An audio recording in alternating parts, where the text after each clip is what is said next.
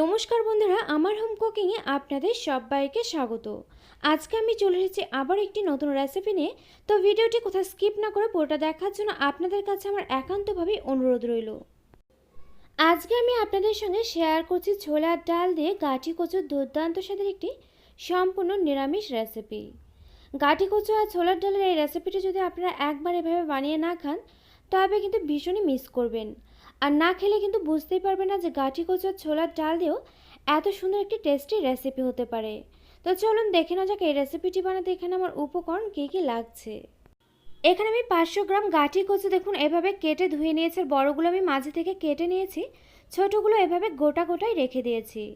এখানে আমি একটি বড় কাপ মেপে হাফ কাপ পরিমাণ ছোলার ডাল 4-5 ঘন্টা ভিজিয়ে রেখেছিলাম। ভিজিয়ে রাখাতে ডালটা কিন্তু ফুলে ডাবল হয়ে গিয়েছে।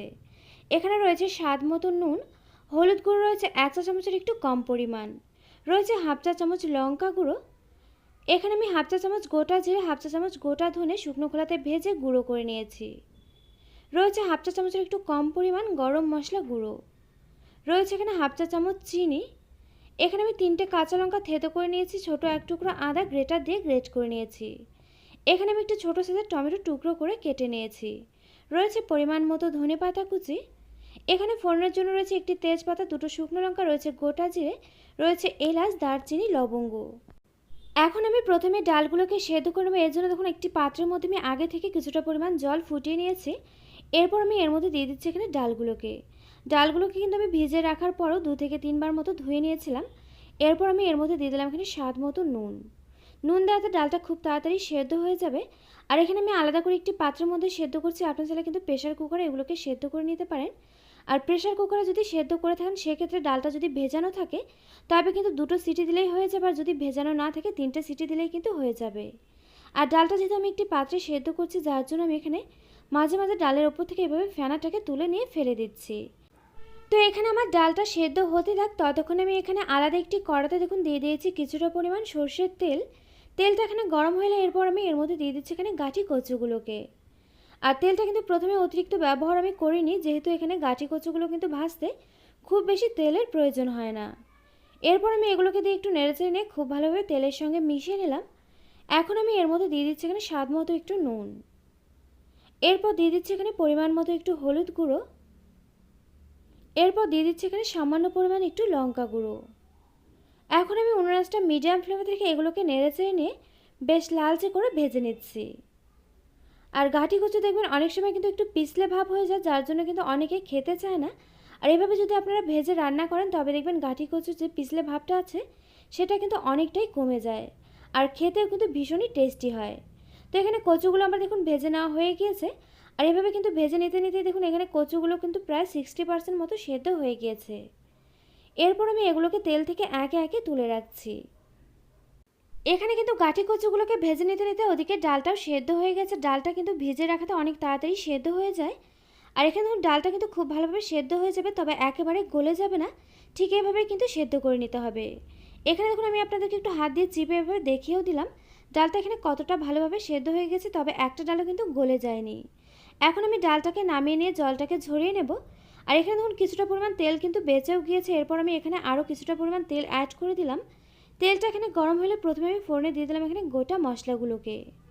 আর গোটা মশলার মধ্যে কিন্তু এখানে আমি তেজপাতা, শুকনো লঙ্কার এলাচটাকে মাঝখান থেকে ফাটিয়ে দিয়েছি।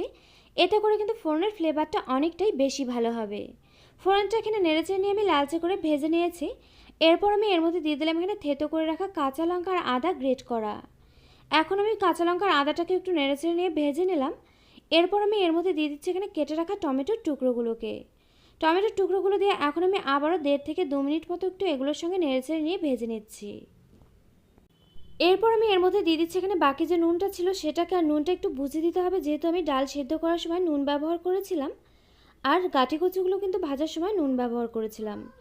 এরপর দিয়ে দিলাম এখানে বাকি হলুদ গুঁড়োটা, আর দিয়ে দিলাম বাকি লঙ্কা গুঁড়োটাও। এরপর দিয়ে দিলাম এখানে চিনি। আর এটা যেহেতু নিরামিষ রান্না তার মধ্যে ছোলার ডালও রয়েছে, যার জন্য কিন্তু এখানে সামান্য পরিমাণে একটু চিনি ব্যবহার করলে রান্নার টেস্টটা ব্যালেন্স হবে, রান্নাটা কিন্তু খেতে দারুণ লাগবে। এরপর আমি এগুলো সমস্ত কিছু দিয়ে কিছুটা পরিমাণ জল এখানে অ্যাড করে দিলাম। জল দিয়ে অনবরত নেড়েচেড়ে নিয়ে মশলাটাকে খুব ভালোভাবে আমি একটু কষিয়ে নিলাম।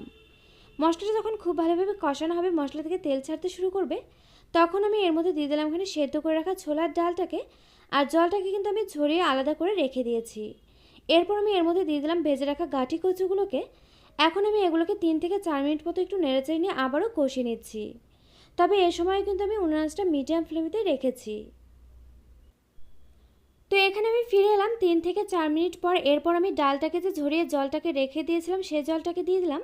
সেই জলটা দিয়ে কিছুটা পরিমাণ জল এখানে কম হয়েছিল, যার জন্য এখানে আমি আলাদা করেও কিছুটা পরিমাণ জল অ্যাড করে দিলাম। আর ডাল সেদ্ধ করা যে জলটা আছে সেটা কিন্তু কখনোই ফেলে দেবেন না, কারণ ডালের যে পুষ্টিগুণ থাকে সেটা কিন্তু ওই জলের মধ্যে বেশ কিছুটা পরিমাণে থেকে যায়। এরপর আমি ঢেকে রাখছি, ঢেকে এভাবে রান্নাটা হতে দেবো 8 থেকে 10 মিনিট মতো। তো এখানে আমি ফিরে এলাম 8 থেকে 10 মিনিট পর। এখন আমি ঢাকনাটাকে তুলে নিচ্ছি। আর এখানে দেখুন ঝোলটা কিন্তু অনেকটাই কমে এসেছে, ডালগুলো কিন্তু আরও বেশ কিছুটা সেদ্ধ হয়ে গিয়েছে। আর এখানে দেখুন গাঁটি কচুগুলো কিন্তু খুব ভালোভাবে সেদ্ধ হয়ে গিয়েছে। রান্নাটা যখন ঠিক এই পর্যায়ে হয়ে যাবে তখন আমি এর মধ্যে দিয়ে দিচ্ছি ভেজে যে আমি জিরে আর ধনে গুঁড়ো করে রেখেছিলাম সেই মশলাটাকে। এরপর আমি এর মধ্যে দিয়ে দিচ্ছি এখানে গরম মশলা গুঁড়ো মশলাগুলো দিয়ে এখন আমি একটু খুব ভালোভাবে নেড়েচেড়ে মিশিয়ে নিয়ে এভাবে রান্নাটা হতে দেবো 2 থেকে 3 মিনিট মতো। তবে এই সময় কিন্তু ঢেকে রাখছেন, আর উনুন আঁচটা আমি হাই ফ্লেমেতে করে দিয়েছি। তো এখানে আমি ফিরে এলাম 2 থেকে 3 মিনিট পর। এখানে কিন্তু রান্নাটা আমার একেবারে হয়ে গিয়েছে। আর এখানে দেখুন ঝোলটা কিন্তু আরও বেশ কিছুটা কমে গিয়ে রান্নাটা বেশ ঘন হয়ে গিয়েছে। শেষে আমি এর উপর দিয়ে ছড়িয়ে দিচ্ছি এখানে ধনেপাতা কুচি দিয়ে এখন আমি গ্যাসটাকে বন্ধ করে দিয়ে খুব ভালোভাবে একটু নেড়েচেড়ে নিয়ে মিশিয়ে নিচ্ছি। খুব ভালোভাবে নেড়েচেড়ে মিশিয়ে নেওয়া হয়ে গেলে এখন আমি এই রান্নাটা এভাবেই ঢেকে রেখে দিচ্ছি 2 থেকে 3 মিনিট মতো। তো এখানে আমি ফিরে এলাম 2 থেকে 3 মিনিট পর। এখন আমি ঢাকনাটাকে তুলে নিচ্ছি। আর এই রান্নাটা করার সময় কিন্তু একটা জিনিস অবশ্যই করে একটু খেয়াল রাখতে হবে, এর থেকে কিন্তু ঘন করা যাবে না, কারণ এটা কিন্তু ঠান্ডা হতে হতে আরও বেশ কিছুটা ঘন হয়ে যাবে। আর এই রেসিপিটা আপনারা একবার এভাবে সেম প্রসেসে বাড়িতে ট্রাই করুন, আশা করছি আপনাদেরও খুব ভালো লাগবে। তো আমার এই রেসিপিটা আপনাদের কাছে কেমন লাগলো অবশ্যই একটি লাইক দিয়ে কমেন্ট করে জানাতে কিন্তু ভুলবেন না, কারণ আপনাদের একটি লাইক একটি কমেন্ট কিন্তু আমাকে এরকম নতুন নতুন ভিডিও বানাতে আরও অনেক বেশি উৎসাহিত করবে। পাশে থাকা বেল আইকন অবশ্যই প্রেস করে দেবেন, এতে করে আমার নিত্য নতুন ভিডিওর আপডেট আপনাদের কাছে পৌঁছে যাবে সবার আগে। তো আজকের মতো ভিডিওটা এ পর্যন্ত, আবারও পরে দেখা হচ্ছে অন্য কোনো নতুন ভিডিওর সঙ্গে। আর আমার এই ভিডিওটি শেষ পর্যন্ত দেখার জন্য আপনাকে জানাই অসংখ্য ধন্যবাদ।